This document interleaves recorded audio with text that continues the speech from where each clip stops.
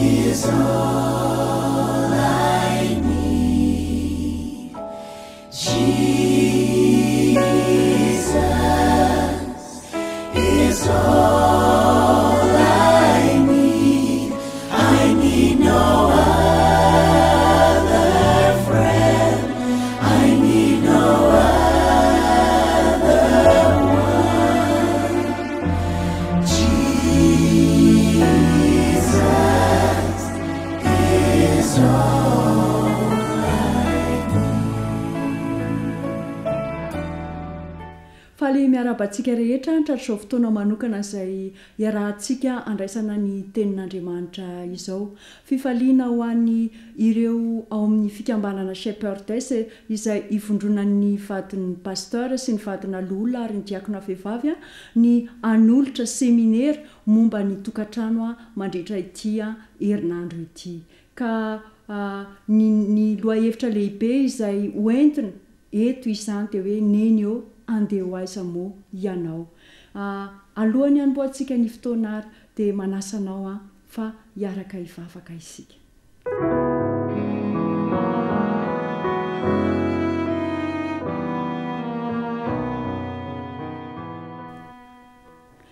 Rainay izay any an-danitra misaotra manokana anao izay noho ny fitiavanao manokana ka mbola afaka miaraka eto mandritra ity herinandro ity indray. Koa manasanao ary aoka ny fanainao ny hitoetra ao aminay tsirairay avy ao amin'ny tokantranonay tianay raha anjakany fitiavanao Jesosy eo ary ho vita fihavanana aminao izay ary ny rasonao no andrakotra tanteraka anay.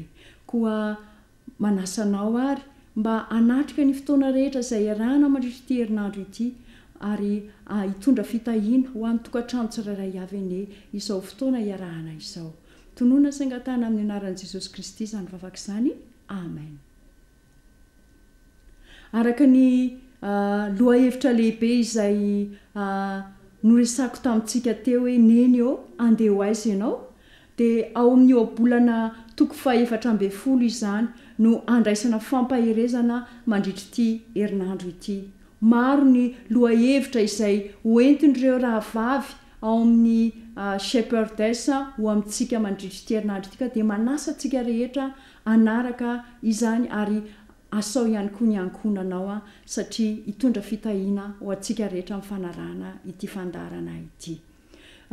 Misy fandarana manokana ho an'ny sy ny vady malalany, misy ny fandarana manokana ho an'ilay menaky ny aininy ary amin'ity herinandro ity ihany koa dia misy fotoana manokana izay iarahana natokana ho an'ny tanora satria dia natao lohahevitra manokana mihitsy ny hoe ny tanora sy neny.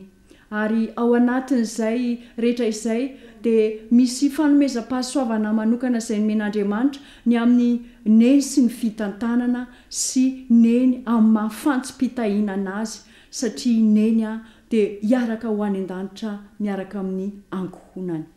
Ao amin'ny ohabolana toko 14 andininy 2 tapany voalohany sy ny 17 tapany voalohany dia misy izao teny izao vakitsika amin'ny anaran'i Jesosy Kristy.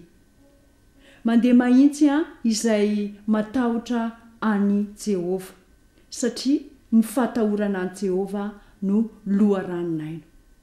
Aoka ho azonao antoka ry namako androany fa mijery ary misy mahatsapa io zavatra izay atrehanao io. Ny zavatra atrehanao ankehitriny dia misy mihaino ny fitalahoana izay ataonao satria efa niaritra ny zavatra rehetra Jesosy Kristy mba ahafahany mahatsapa sy manampy azy ianao. Raha mijery isika ny voalaza ao amin'ny soratra masina dia hitantsika fa na Jaona ilay mpianatra malala eny fa na dia i Maria renin'i Jesosy izay niteraka azy dia tsy nahita teny ho teneny izy ireo nanoloana ny nanomboana an' Jesosy teo amin'ny hazo fijaliana. Tsy afaka ny teny ninninona izy ireo satria mafy taminy loatra ny zavatra niatra tamin'i Jesosy. Fa ilay lehilahy anankiray kosa izay nifantsika niaraka tamin'i Jesosy dia afaka niresaka tamin'i Jesosy izy ary namboraka ny taom-pony rehetra satria niaona ary tafaray tamin'i Jesosy izy. Eny, fa na dia tamin'ny ora farany teo amin'ny fiainany azy. Natolotra Jesosy azy taorianan'izay fampiresahana ampitiavana izay ny famonjena sy ny fiadanam-po. Tsarovy, ry namako, fa manana tombam-bidy ambony ianao eo mason'i Jesosy Kristy. Satria araka ny voasoratra ao amin'ny boky izay nosoratan'ilay mpanoratra vehivavy anankiray dia Ellen White ao amin'ilay fitiavana mandresy hoe na ianao irery aza no nanaiky ny fitiavana dia tonga izy ary niaina maty izy ary nitsangana tamin'ny maty mba haneo amiko sy aminao fa afaka ny andresy miaraka amin'ny zasy ianao. Ankehitriny izy dia mifona ho azy ho anao ary ho avy indray izy mba hampaharitra mandrakizay ny famonjena sy ny fahasambarana izay natolon'i Jesosy Kristy ho ahy sy natolony ho anao. Ao amin'ny ohabolana 412 andininy voalohany tapany voalohany sy ny andininy 420 dia misy an'izao vakiteny izao hoe ny vehivavy endry dia samy manao ny tranony, ny fatahorana an'i Jehovah dia fiarovana mahatoky ary ny zanany ahazo fialofana. Misy tantara kely anankiray izay horesahako amintsika mahakasika an'ity hoe fanzahoana antoka ny amin'ny fialofana azo ianteherana ity amintsika. Mety efa rentsika kanefa dia tiako no mizara izany satria mety misy lesona lehibe izay mbola tokony ho raisinao androany. Tamin'ny 2024 tamin'ny volana marsa 2024 dia nisy orohorontany be tany Chine tamin'izay fotoana izay. Ary betsaka ny olona maty tamin'ny fotoana io. Rehefa tonga ireto mpamonjy vonjy aina ireto dia nijery ireo trano rava, nijery sao mba mbola misy olona tavely ao anatin'ireny trano ireny mbola velona azo vonjena. Nojerena ilay trano dia tazana ity vehivavy izay toa ohatrany miondrika mitalao ity. Dia ny fahitana azy avy ety ivelany dia hoe efa maty io vehivavy io. Dia lasa nifindra trano hafa ireto mpamonjy vonjy aina reto. Kanefa nisy mpamonjy vonjy aina anankiray nieritreritra hoe fa maninona moa io vehivavy io manao tahaka io? Dia niverin-dalana izy tamin'izay fotoan'izay. Dia nanatona n'ilay vehivavy izy. Ary rehefa nojereny ilay vehivavy dia manao endrika ohatrany hoe mivavaka izany ny fahitana n'ilay vehivavy. Dia nokitian'ilay vehivavy ary efa maty tokoa izy. Nesorony daholo ny zavatra teo amboniny rehetra. Ary rehefa nesorony ilay zavatra teo amboniny dia nojerena inona ny zavatra miseho tao amin'ity vehivavy ity. Gaga ilay mpamonjy vonjy aina tamin'izay fotoana izay. Fa tao anatin'ilay vehivavy izay nitanondrika tahaka ny hoe mivavaka ity dia zazakely ny tao anatiny tao. Ny zazakely izay narovandreniny ny tao anatiny tao. Ary niaritra ireo fianjerana maro samihafa ity reny ity mba hanavotany ity zanany ity. Ary jeren'ilay mpamonjy vonjy aina ilay zaza velona soamatsara. Nojereny tao anatin'ilay zaza hoe sao misy maratra na ohatr'izany tsy nisy naninona mihitsy tamin'ilay zaza fa telefona ny hitany tao amin'ilay zaza. Ary rehefa nojerena ilay telefona dia nisy hafatra manokana napetraka ilay reny ho an'ity sanany ity hoe mino fa voavonjy ianao. Mino fa voavonjy ianao. Tsarovy mandrakariva fa tiako ianao zanako. Mino ity reny ity fa ho voavonjy ny zanany. Ary tiany nametraka tamin'ilay zanany hoe tianao loatra. Mihoatra noho ny fitiavany izany renim-pianakaviana izany, ny fitiavan'i Jesosy Kristy azy ianao. Satria tokany ianao eo masony araka nitantsika teo ambony. Dia na dia ianao rery arany nanaiky ny famonjen'i Jesosy Kristy dia maty ho azy ho anao izy. Sarobidi loatra izasainao eo mason'i Jesosy Kristy.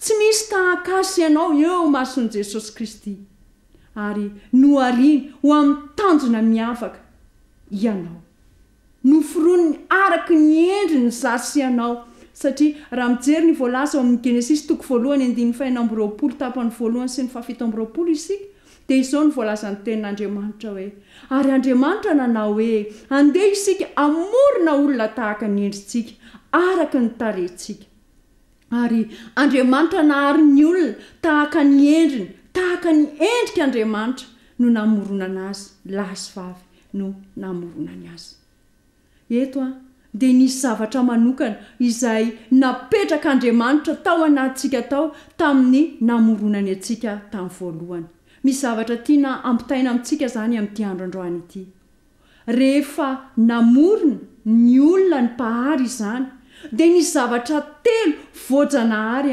nampitoeriny tao anatintsika tao io zavatra voajanahary io dia mamaritra ireo karazana toetra telo ananan'ny olombelona voajanahary nomeny mpahary izany ireo mpandinika ny toetra dia mamaritra ireo toetra karazany telo ireo amin'ny teny vahiny hoe état parent dia état enfant ary état adulte mba ahafahana manazava ny fisehoan'ireo toetra telo ireo dia hotazontsika amin'ny voambolana voalaza io ilay teny mba ahafahana mahatakatra azy tsara ny état tiana ambara eto zany dia toetra voajanahary maneho ny maha-izy ny olona anankiray izay napetraka ilay mpahary ao anatintsika ao amin'ny mahasarobidy loatra azy mahasarobidy loatra atsika eo mason'ilay mpahary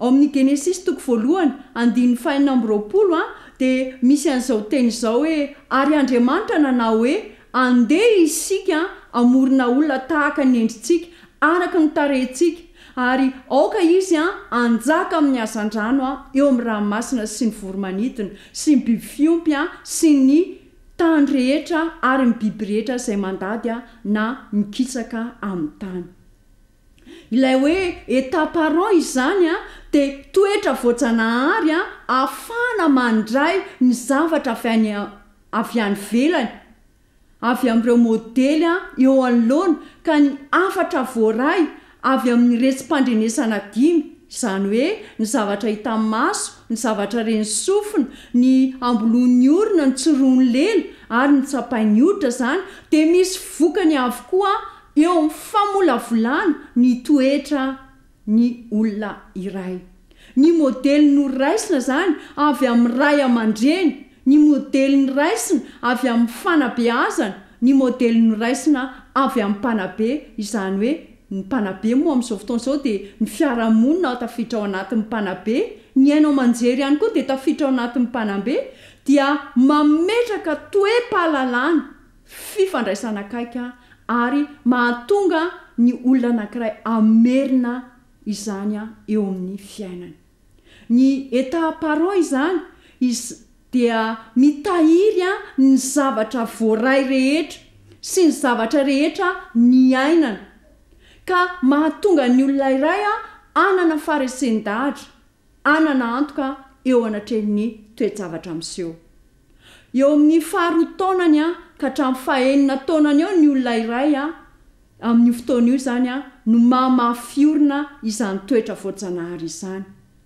izay indrindra izany no mahazava-dehibe ny fanabeazana izay indrindra ny mahazava-dehibe ny firaisam-pony fianakaviana ary ny fanehoam-pitiavana eo amin'ny fotoana io satria mandray izay zavatra rehetra reny hita ny tsapany zaza ary mitahiry ary mamerina eo amin'ny fiainany indray izy rehefa avy eo io zaza io dia zaza izay ho lasa olona lehibe ka manjary ho iny sary voatahiry ny ainany taloha iny no ataony fakana tahaka ho amin'ny fiainany ho avy indray tsarovy anefa fa efa nisy modely tsara napetraky ny mpahary ao anatintsika ao fa nataony satana ny hevitra rehetra hamafana sy hanakonana izany amin'ny alalan'ireo zavatra tsara ho fihinana sady mahafinaritra maso ary matsiritra ampahendry. Nataony ny fomba rehetra tsy ahatonga ilay zaza lasa tanora ho ray aman-dreny hakana tahaka amin'ilay endrika tsara nataon'ilay mpahary. Ka tsy ny ray aman-dreny irery intsony zany no modely, fa lasa maro ny modely azo isafidianana. Ka tsy hita intsony ilay tena izy, ilay tsara indrindra izay napetrak'Andriamanitra tamin'ny voalohany. Fa dia lasa makatahaka amin'ny zavatra hitany masony, amin'ny televizion, amin'ny Facebook, amin'ny zavatra maro izay omeny fiarahamonina azy ilay zaza lasa tanora ho lasa ray aman-dreny. Ao amin'ny ohabolana toko 12:29 indray dia miteny amintsika hoe zaro amin'izay lalana tokony aleny ny zaza, ka na rehefa antitra ara izy dia tsy hiala amin'izany. Ny fony zaza izany dia toy ny tany lonaka, tsy misy ninoninona, ka mamoa eo avokoa izay rehetra afafy. Ilay toetra voajanahary ny zaza zany dia afaka nifandray tamin'izao tontolo izao amin'ny alalan'ny fikasehana, ny fofona, ny fandrenesana ary ny fanandramana, ka lasa afaka mamantatra ny ray aman-dreniny sy ny hafa amin'ny fahitana izy. Izay no mahatonga ny ankizy tsy mbola ao anatiny ny tahotra amin'ny fahazazana iny, fa rehefa matahotra ny fiarahamonina izay mitaiza azy maneho alahelo be na maneho fahatezerana be, dia makatahaka an'iny ilay zaza.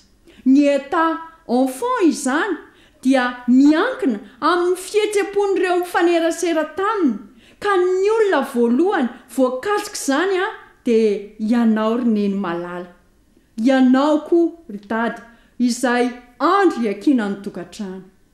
Neny eo mitondra 7 volana ankibo ianao, ka ny lafiny ara-pihetsepo, ny lafiny momba ny fahafahana maneho fihetsepo dia mianga avy etỳ amin'ireny avokoa, satria izay tsapan'ilay vehivavy mitondra voaka dia mifindra avy hatrany any amin'ilay zanaka avokoa. Ka ny fandraisan'ny dada anjara mba ahatonga n'ilay fihetsepo ho maro toerana dia anjara toerana lehibe tananao zany ry dada. Ny faneho-pitiavana asehonao ry dada amin'eny, manomboka amin'iny fitondrana voaka vao mitsaika ineny, vao mieritreritra akory ny ara hoe hitondra voaka hametraka zaza, hitondra tokantrano isika, dia ery lehibe hamaro toerana io fihetsepoa ao amin'ny zaza, ao amin'ny taranaka io. Ny fanabeazana ny zaza ataon'ny ray aman-dreny zany hoe ataon'ny ray sy ny reny tiany mbola ao am-boka ka hatramin'ny fahafitony taonany zany dia manome fahazarana ny zaza sy fampianarana azy anana fitondran-tena tsara isan'andro, ary hianatra ny fomba hitondran-tena eo amin'ny fifandraisana amin'ny hafa. Ny akamaroany fandalinana natao dia manamafy fa mandritry ny taona voalohan'ny ainany no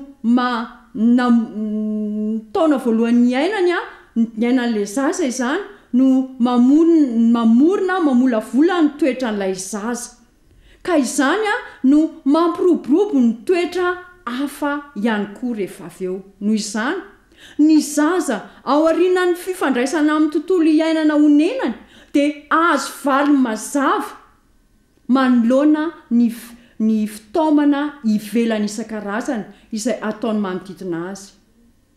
Miharihary fa ny sotoavana miabo amin'ny tsara na miiba ho amin'ny ratsy izay manenika ny tontolon'ny fianakaviana dia mitana andraikitra lehibe ihany koa, ary mamaritra ny fomba hifandraisan'ilay zaza amin'ny hafa avy eo. Ny fandiniana eo amin'ny setry ny fanabeazana izany dia manamarina fa ny fihevera-tena ananan'ny zaza anankiray hatramin'ny fahazazany dia misy fiantraikany amin'ny fomba fijeriny tenany mandritra ny androm-piainany.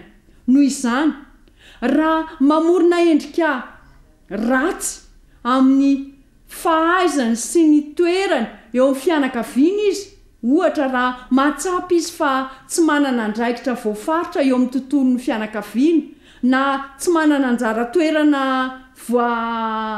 anjara asa atsapany maha izy azy, na izy tenany aza tsy mahatsapa ny antom-pisiany, na hoe inona moa na misy na tsy misy dia inona moa ny ilaivany hafana, dia hanangana endrika ratsy ny tenany eo amin'ny fiarahamoniny sanysasany. Noho izany dia lasa hamafisiny ny fisiany amin'ny alalan'ny fampiasana fomba fanoherana toy ny herisetra, ny lolo-po na amin'ny fihetsika tsy mendrika isan-karazany. Entsekila indray nefany raha ao anatin'ny ankohonana atsapany fa misy fiheverana izy, atsapany fiarovana amin'ny mpitandremana sy fitiavana, ka everitsika sy ajaitsika izy amin'ny maha olona feno anazy ary amporisitsika izy dia ampiorina endrika tsara ho an'ny tenany izy. Ary miaraka amin'izay dia iroborobo ny fahaiza-manao sy ny kalitaon'ny fahatsarana aziony. Avy eo izy dia ahatsapa ny hery anaty izay hamirapiratra eo amin'ny toetrany, ary izany dia ahafahany mandray anjara mavitrika eo amin'ny fianakaviana, any am-piangonana, any am-pianarana, ary eo amin'ny fiainana amin'ny mahatianina azy ka ho tsapany ny antom-pisiany ny fanampiana eo anivon'ny fiarahamonina. Izay ny mahasarobidy ny fitaizana ao anatin'iny vaninandro ny fahazazana iny. Ao amin'ny Matio 7:17 sy ny 12 kosa indray dia misy an'izao teny izao hoe dia hoy izany, dia toy izany, ny azo tsara rehetra dia mamovo tsara, fa ny azo ratsy rehetra dia mamovo ratsy. Ny azo tsara tsy mety mamovo ratsy, ary ny azo ratsy tsy mety mamovo tsara. Ny ankizy zany sy ny tanora eo anelanelan'ny 9 taonany sy ny 12 taonany indray dia hianatra ampivelatra ny fahaizana misaina ary ampiasa ny fisainany ka rehefa miaona sy tafaray amin'ilay pahary ilay tanora dia ho ainy ny ampiasa ireo karazam-pahalalana isan-karazany ahatonga izany hitondra soa azy sy ny fiarahamonina izay nametrahan'ny-pahary anazy mba hivelarany sy hijoroany vavolombelona. Nisy fanadihadinana izay nataony Central Advisory Board momba ny fanabeazana tany Angletera, namoaka an'izao taremarika izao hoe ny 50 isanjato ny faranita-tsain'ny tanora 17 taona dia ny forona teo anelanelan'ny vanim-potoana ny foronan'ny zaza hatramin'ny 4 taona. Izany hoe ny faranita-tsain'ny zaza 17 taona zany dia tamin'izy tany amboaka ka hatramin'ny 4 taonany no nazahoany an'izay zavatra izay. Ary ny 50 isanjato ny fahazahoana ara-tsiansa ny tanora anankiray 17 taona dia vita tamin'ny 7 taonany. Ny tiana ambara amin'izay dia izao, misy fiantraikany lehibe amin'ny hoavin'ny olona anankiray ny fanandramana, ny fikirakirana, ny fiatrehana ny toe-javatra rehetra taty amin'ny fahazazana, ny fahakelezana. Ary voalaza fa ny fomba firesahana amin'ireo ankizy ao amin'ny fianakaviana dia misy ankony lehibe eo amin'ny fahatakarany ny foto-kevitra momba ny valisoa sy ny sazy ary ny soatoavana samihafa eo amin'ny fitondran-tena. Ka ahatonga ilay toetra hitondra soa ho an'ny fiarahamonina sy ny hafa indray avy eo. Misy zany zavatra tsara ao anatinao ao izay nomeny Jesosy ianao, ary tiany ianao haneho izany amin'ny hafa. Tiany ianao hijoro vavolombelona amin'ny afo fa ny olombelona tsirairay avy dia sarobidy eo mason'Andriamanitra. Ny fisondrotana na ny fahasimbany ho avy ny fiarahamonina izany dia nofaritan'ny fomba sy fitondrantenan'ireo tanora mitombo manodidina antsika. Rehefa mianatra ny tanora, ary satria ny toetran'izy ireo dia nivolavolaina tamin'ny fahazazana tamin'ny fahazarana tsara, fifehezana tena ary fahononam-po, dia ho toy izany ihany koa ny fitaomana hoentiny eo amin'ny fiarahamonina misy anazy. Fa raha avela tsy azavaina aminy sy tsy voafehy izy ireo dia lasa titena, tsy miraharaha ny hafa ary mety tsy iraharaha ny tenany ihany koa ary. Izy fiantraikany ratsy eo amin'ny famolavolana ny fiarahamonina ihany koa izany, satria ny fanomanana ireo zanakitsika vavy ho renim-pianakaviana sy ireo zanakitsika lahy ho raim-pianakaviana amin'ny fanazarana azy ireo handray andraikitra sy hahay andanjalanja ny fihetsem-po dia adidy tsy maintsy atao vao manomboka aty amin'ny taonany mankizy azy izy, satria ho lehibe ireo zazy ireo ary ireo no avy ny tokantrano indray ao aorianao. Tonga ny fotoana ankehitriny hanokafantsika ilay rideau mainty nanarona ny Satana ny fiainantsika, ka ny ainatsika tao anatin'ny fahazaranjarana sy ny modimody, ka andraisana fanapa-kevitra, satria hoy Jehova amiko sy aminao ao amin'ny tantara faharoa hoe efa reko ny vavakao ary efa novidiko ho ahy ity trano ity. Ao amin'ny tantara faharoa toko 7:17 ka hatramin'ny 19 dia misy an'izao teny izao araka ny voalaza ao: raha ny oloko izay nantsoka amin'ny anarako ho avy anetri-tena ka hivavaka sy hitady ny tavako ary hiala amin'ny ratsy fanaony, dia hiaino any an-danitra ka hamela ny elony ary hahasitrana ny taniny. Ary izao dia hihiratra ny masoko ary ny sofiko hiaino ny vavaka izay taony amin'ity fitoerana ity, fa efa novidiko sy nohamasiniko ity trano ity mba hitoerany anarako mandrakizay, ary ny masoko sy ny foko ho ao mandrakizay. Izaso ianao izany tempolo izany, satria ny soratra masina no milazantsika fa ny tenanareo dia tempolo mifanahy masina izay ao anatinareo sady efa azonareo tamin'Andriamanitra. Ka ny fanontaniana rehetra hoe move Jesosy dia mandretiko ny fileo fitarainako, move enoiny kavaliny izany antso sy saintom-po. Ny fanontaniana hoe move Jesosy dia mihevitra ny momba ny fiainako, ary move izy mba mijery isan'andro ny lalak'izorako. Move Jesosy dia manavaka raha mafy ny ady izay atreko ato tokantrano ato, eo amin'ny asako, eo amin'ny fiarahamonina izay misy ahy. Moa ampiny ve aka vonjeny izay olona tsinitsinina ity. Endry afa-malala, endry ry namako, izay mangataka amin'ny anaran'i Jesosy Kristy ka mikatsaka ny fitahiam-pahasoavany dia ho voarakitry ny rany. Every ny amin'izany ry namako, mamafa ny fahotana rehetra izay nifonana tamin'ny anaran'izy ankehitriny, ary te hanavao ny fiainako sy ny fiainanao mba hahatonga antsika andeha amin'ny lalana izay nitondra ny famonjena ho antsika sy ny ankohona antsika. Azo antoka ny famonjena natolotra ho an'ny ankohonako sy ny ankohonanao, koa manao vary ny dingana amin'ny fiarahany ankohonana ho eo anantona an' Jesosy Kristy. dia hiaraka hivavaka isika.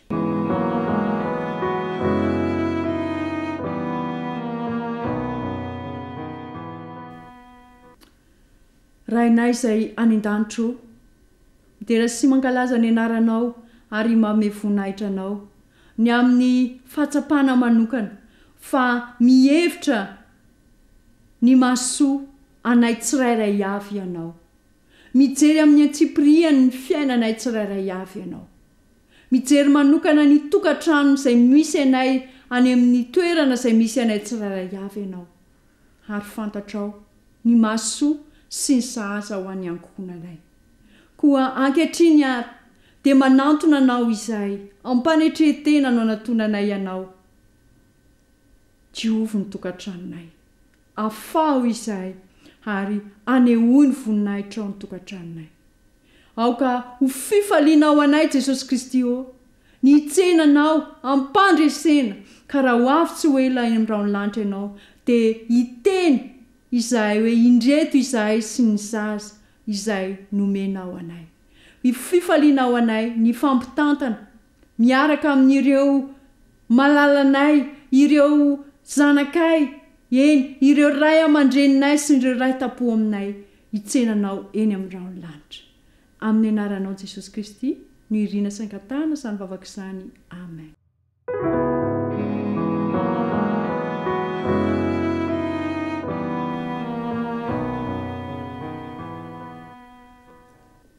Izay indray ny fotoanantsika tamin'ity androany ity, ka dia mirahasoa amin'ny tokantranontsika tsirairay avy.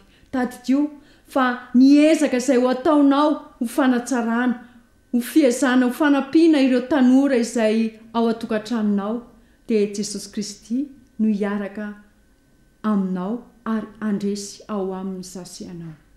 Mirahasoa antsika tsirairay avy.